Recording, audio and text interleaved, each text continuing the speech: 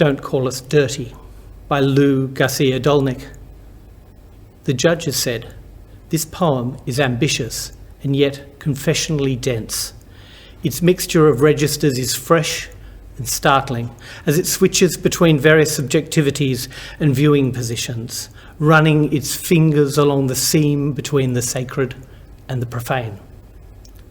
Lou is a mixed-raced Filipinx writer and editor.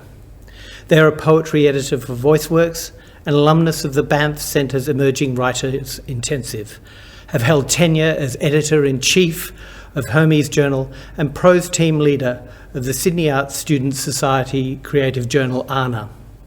They are a 2020 Wheeler Centre Hot Desk Fellow. My name is Garcia-Dolnik, and I'm joining you from unceded Gadigal land to read my poem, Don't Call Us Dirty. The speaker loves their mother from a distance. Although anxious at the prospect of having no one to dedicate this poem to, misdiagnoses several of her cohabiting morbidities and tries to solve everything with lesbianism. Circle the same green city where everything is imbued with the scent of decay, everybody dating each other, crying about time, unable to make sense of emotional liberalism.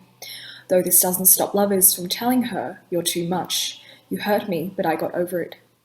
That's white adjacent queerness, she shrugs, shotgun gay wedding through life, the universe, everything, her racial constitution in some stranger's mouth, a precursor to Netflix and fucking. She attracts detritus with her longing for something other than the Armageddon of malignant having feelings.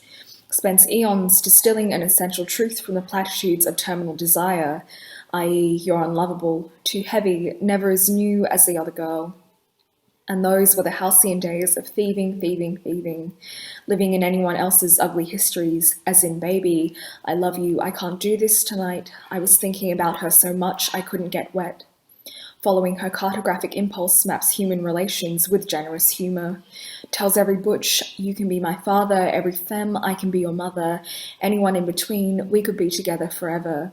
Genuflecting to the subject of her idolatry, and throwing that all away with, you don't care about me enough. Though if she ever made light of nights wasted in allyship with ugly haircuts, it wasn't difficult to forget that her own genealogy was a hierarchical one.